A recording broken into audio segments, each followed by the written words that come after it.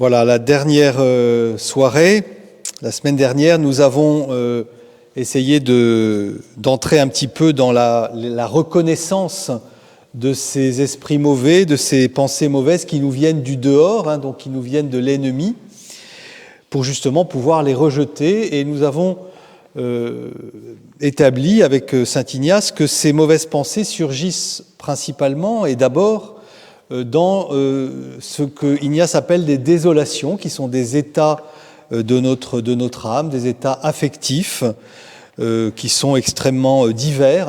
Ignace en avait énuméré un certain nombre, et qui se caractérisent peut-être par le trouble. Ce sont des sentiments troubles, ce sont des sentiments qui nous coupent de notre élan vers Dieu, qui semblent nous couper de notre élan d'amour, de notre élan de foi, de notre élan d'espérance, et qui rejoignent bien sûr des états totalement naturels de notre psychologie. Ce qu'il faut bien voir, c'est que l'ennemi, enfin l'esprit du mauvais, utilise toujours des causes qu'elles soient psychologiques, des causes de notre vie, de la vie de notre âme. Il ne faut pas nous en inquiéter, il faut simplement le reconnaître. Et déjà admettre une chose importante, c'est que l'état de notre âme, que nous soyons tristes, joyeux, ne dépend pas de nous. C'est parfois crucifiant, parfois douloureux de mesurer que nous n'avons pas la maîtrise sur notre affectivité. Et il faut du temps, d'une certaine manière, pour que tous ces mouvements, Ignace parle de motions qui sont divers, qui sont changeants, qui sont parfois imprévisibles, tout ceci puisse petit à petit s'harmoniser. Ça ne va pas disparaître parce que c'est notre être. Il n'y a rien de mal dans toutes les motions qui nous traversent. Et puis nous sommes libres justement de pouvoir rejeter les pensées qui peuvent nous venir dans le cas de désolation. Et puis on a reconnu aussi qu'il y avait des consolations et qu'au fond notre vie était cette alternance de désolation et de consolation. Mais finalement, il ne faut pas s'y attacher plus que ça. Il faut les utiliser, il faut savoir ne pas en être dupe. Mais au fond, nous passons de consolation en de désolation. Et ce qui est important, c'est que nous soyons dans l'une ou dans l'autre, la grâce de Dieu est toujours là, même si nous ne la sentons pas. Et nous pouvons toujours nous appuyer sur elle. C'est ça, le combat spirituel, c'est pas d'être plus fort que le démon, c'est au contraire de savoir qu'on est plus faible et plus bête, enfin, il est plus malin que nous. Mais par contre, nous pouvons toujours nous appuyer sur la grâce que Dieu nous a promis, qui est là, même si nous ne la sentons pas.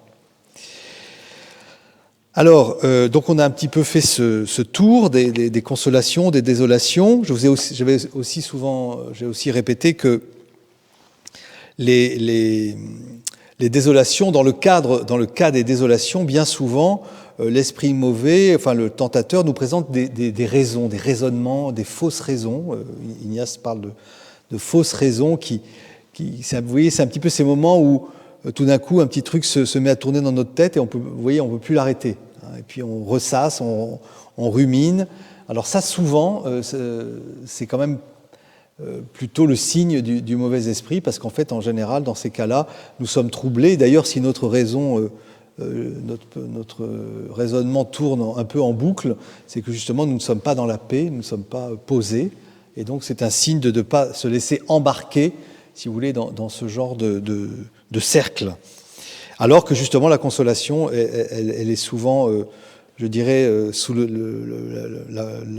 modalité d'un sentiment plein, d'un sentiment dans lequel il n'y a pas de trouble. C'est la paix, c'est la joie, c'est l'allégresse, c'est l'élan d'amour. C'est des choses qui peuvent être très variées encore, mais qui en général, si c'est une consolation, sont assez évidentes. Lorsque nous les recevons, il n'y a pas tellement d'hésitation, parce qu'elle se donne telle qu'elle, de manière franche et de manière simple. Voilà. Souvent, quand les choses viennent de Dieu et du bon esprit, c'est simple. Voilà. Et souvent, quand ça vient du mauvais esprit, c'est compliqué, ça nous tourmente, ça nous met dans des tas d'état intérieur, et c'est pas très bon signe. Et dans ces cas-là, il faut pas suivre les pensées qui viennent. Il faut simplement demeurer patiemment dans la désolation, dans la foi, en sachant que nous avons la grâce suffisante. Il y a une dernière chose que je pense que je ne vous avais pas dite la dernière fois, c'est un conseil, mais je ne sais plus où je l'ai mis, si peut-être là, un conseil que Ignace donne aussi.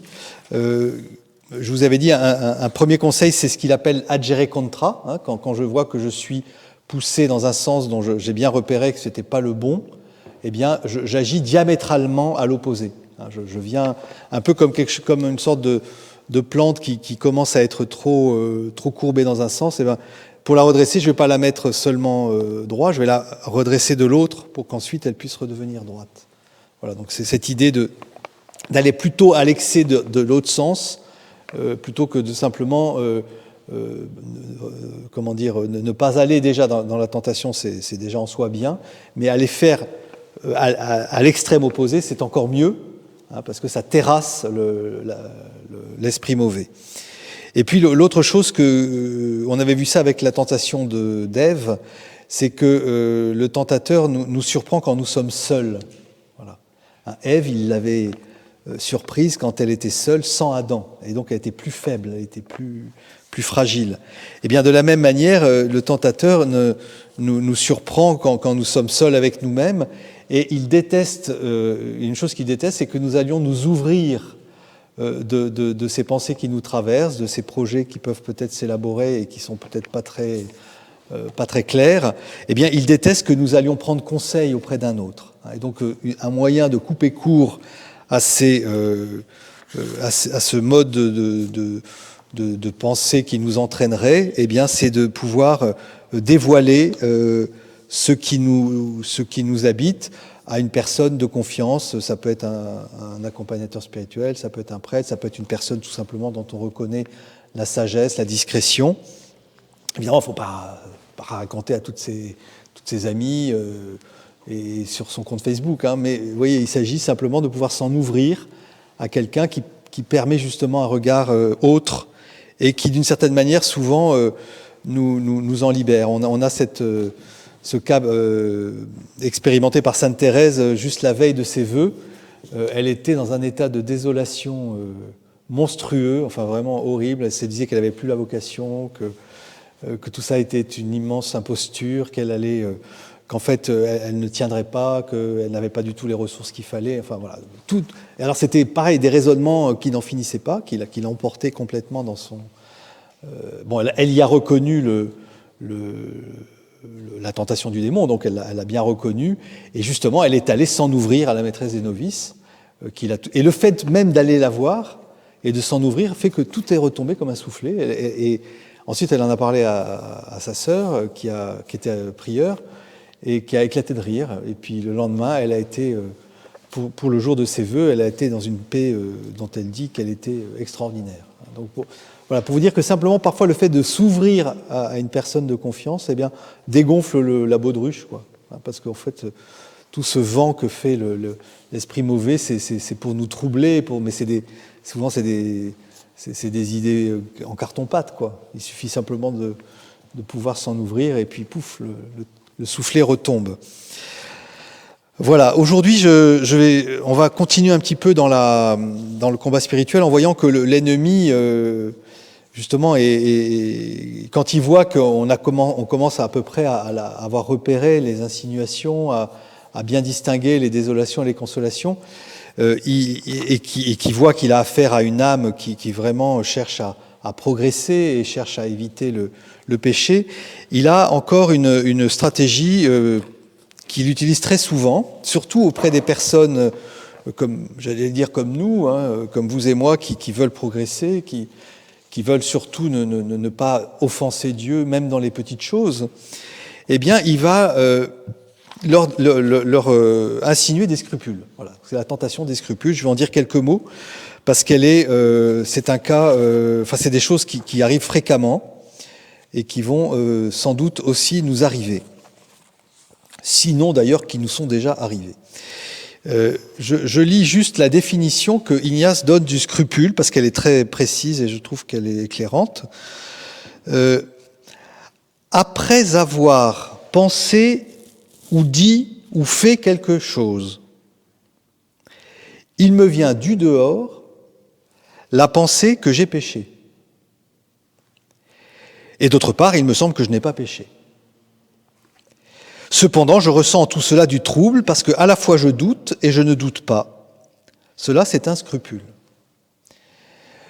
En fait, le démon, ou le tentateur, enfin appelons-le comme on veut, l'esprit mauvais, lorsqu'une âme veut ne plus pécher, eh bien, il va essayer de la troubler, non pas en lui présentant des péchés évidents que de toute manière elle ne veut plus, dont elle ne veut plus entendre parler, mais il va lui montrer des péchés là où il n'y en a pas.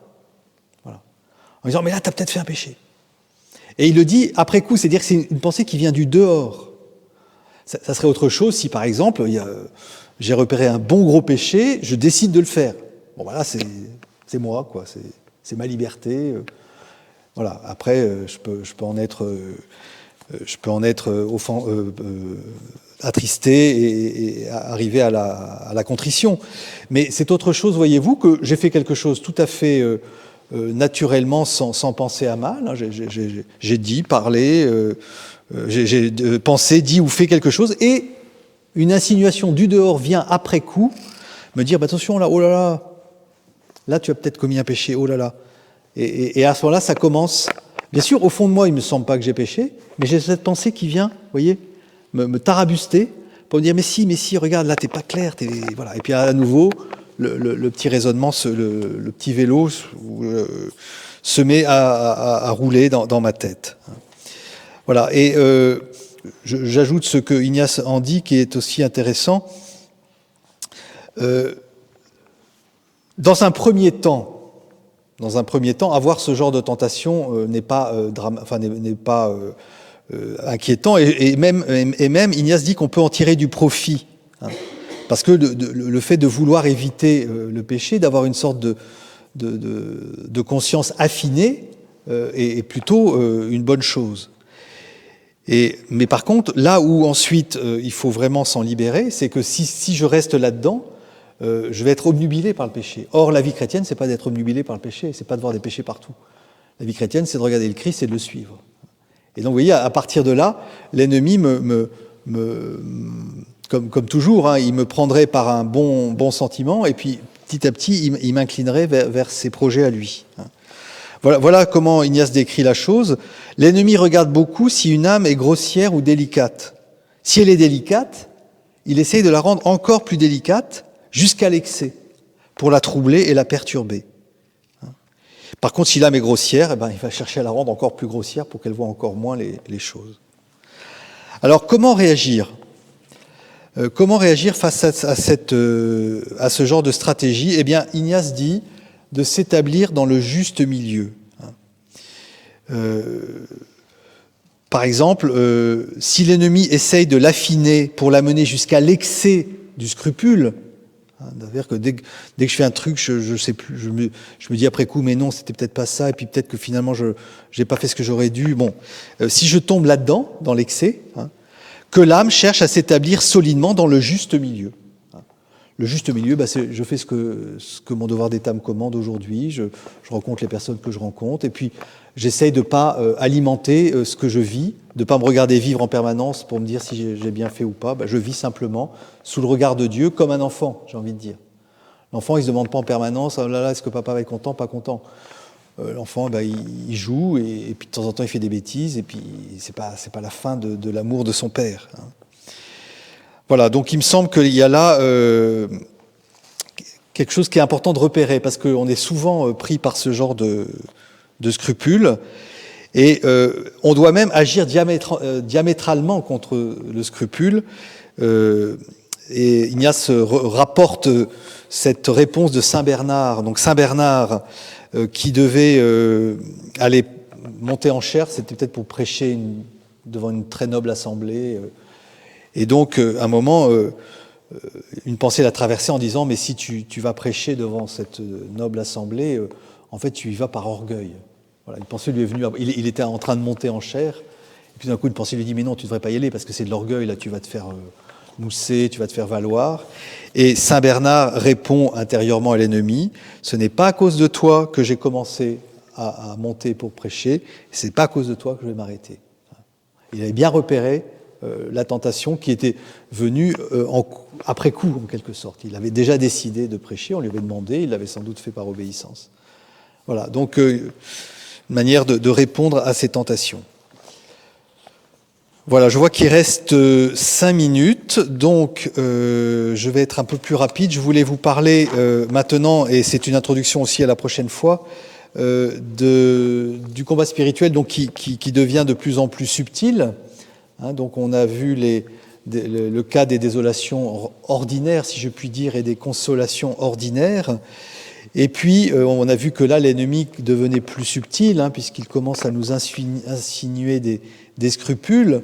Et nous allons voir que, au bout du compte, quand l'ennemi voit qu'il ne peut pas du tout nous faire tomber dans le péché ou dans ses suggestions, eh bien, une autre stratégie qu'il va mettre en place, c'est de nous tenter sous l'apparence du bien, de nous présenter quelque chose qui va dans le sens de notre désir de Dieu, de notre désir de perfection chrétienne, de notre désir de sainteté. Donc il va rentrer dans ce désir en nous proposant des choses qui semblent extrêmement bonnes et qui en fait sont une manière pour lui de nous détourner au bout du compte de ce pourquoi nous sommes faits.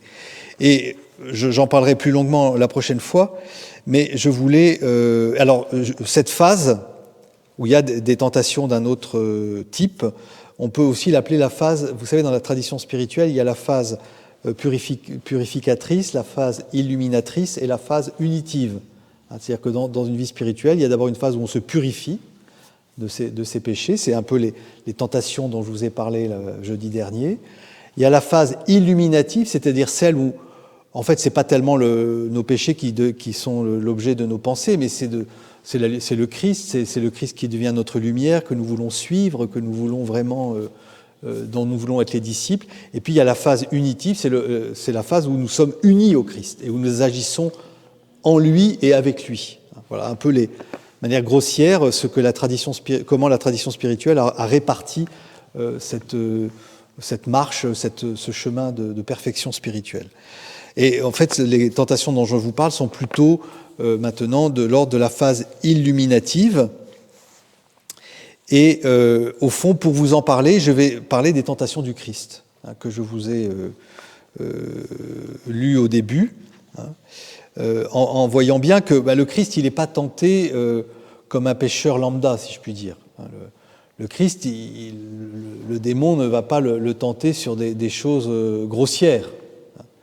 Le Christ, il a comme pour mission de sauver le monde. Et donc le Christ va le tenter là-dessus. Le démon, pardon. Et donc il va le tenter dans le bon sens. Et on voit bien que les 3 tentations que nous avons entendues commencent toutes par situer le Fils de Dieu. Effectivement, Jésus est le Fils de Dieu. Donc le démon dit des choses vraies. Et donc il va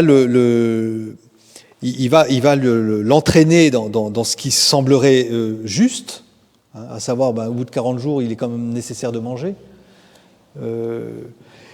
Il est nécessaire aussi de réaliser ses talents, de pouvoir, non peut-être pas être le maître du monde, mais développer les talents qui sont les nôtres pour devenir, je sais pas moi, un grand scientifique, un grand homme politique, un grand écrivain, et devenir roi dans son domaine.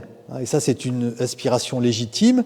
Et combien plus est-elle légitime pour le Christ, qui a normalement le monde en héritage.